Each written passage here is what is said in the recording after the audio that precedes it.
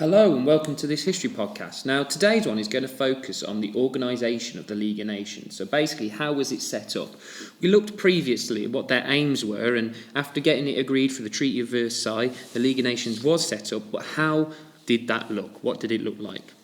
Now, one of the first things to remember about the League of Nations is this picture and these two words underneath it. And one of the things that was with the League of Nations was this idea of collective security. And collective security is the idea that if they are all together, if countries are all together, they are stronger. So they're all able to look out for each other and protect each other. The more the merrier. This kind of idea, like in this picture of the Justice League. You've got all these countries working together to protect and defend and stop any wars and evil happening.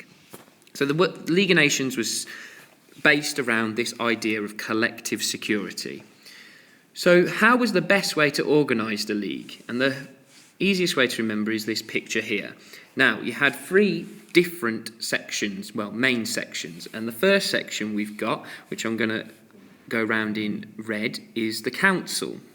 And the Council was made up of the four strongest countries at the end of World War I. And those four strongest countries were Japan, which is the flag in white with the red circle, France, which is to the right of it, Italy, which is the bottom left, green, white and red, and Great Britain in the bottom right. But you may be asking, hang on, were they the strongest countries at the end of World War I? Well, in fact, there were another country that was much stronger, and that was the USA. And you might be thinking, well, why aren't they in the Council?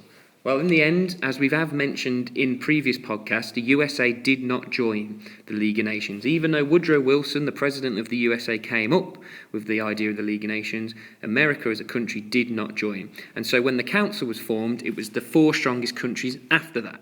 And that was Japan, France, Italy, and Great Britain. Now, the Council met about 4 to 5 times a year, and yet, though, had the power to veto, and this becomes very important. The idea of the League of Nations is that they're supposed to be working together and looking out for each other, and yet there are 4 countries that have more power than any other countries that might be involved in the League of Nations. And these 4 countries have the power to veto. So the most important decisions have to go through the Council, these 4 big countries. And they have the power to veto. There has to be a unanimous decision. If one of them says no, then they can't go through with what is proposed. So next of all, we have the Assembly, which is, I'm going to circle in blue, which is below in the picture of the Council. We've got the Assembly, and that is made up of all the other members of the League of Nations. Now, that did not include all countries in the world at the time, but it included a sizable amount. For example, Germany wasn't there, China wasn't there, Russia wasn't there, and as we know, USA wasn't there. So it makes up for most other countries in the world at that time.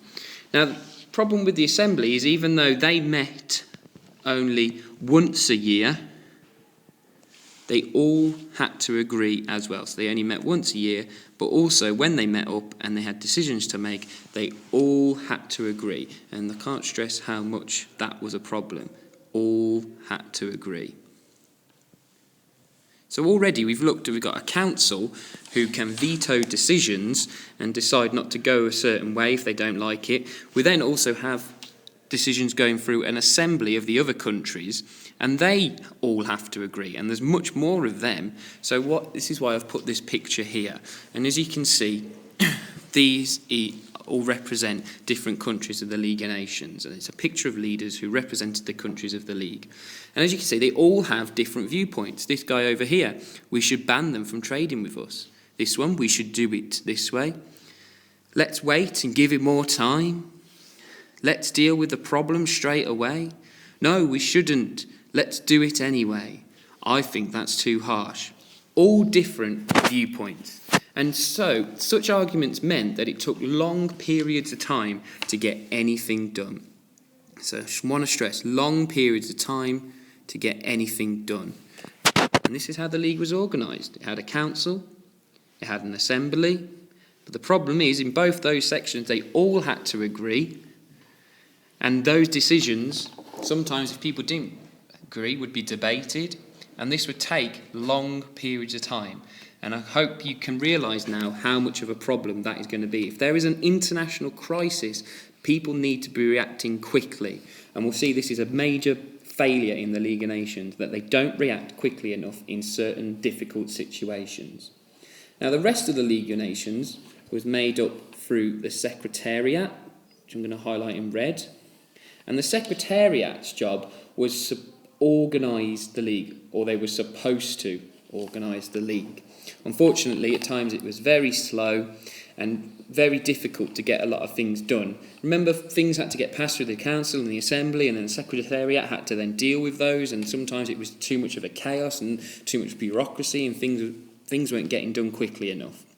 And below that, you then have the agencies, which are supposed to enforce what had been decided. And there were certain things that got decided, and we will look at those in future podcasts. But those agencies include the Permanent Court of International Justice, the Health Agency, International Labour Organisation, the Slavery Agency, and the Mandates Commission. And each of these looked at those specific topics. So one's looking at international justice, one's looking at health of people in the world, one's looking at workers in the world, one's looking at abolishing slavery in certain countries, and the last one is to do with mandates. And remember, mandates were specific countries that were taken off Germany and other empires at the end of World War I, and now were put in control of the League of Nations. For example, the Saar and Danzig and Palestine. All those countries were looked over now by the League of Nations. But then the problem is, who has the most control in the League of Nations? Well, we have Britain, France, Italy, and Japan. And a lot of those countries had interests in those mandates, and therefore were trying to dictate things in their own way, and which is something that will come up in the future. But first of all, just remember the organisation of the League. You have the Council, you have the Assembly, you have the Secretariat, and then you have the specific agencies. And the one thing I want you to take from this is, yes, there was collective security, where they were all looking out for each other, but unfortunately, lots of countries who look out for each other also have lots of different agendas. And one of the problems with the League of Nations is that they all had to agree.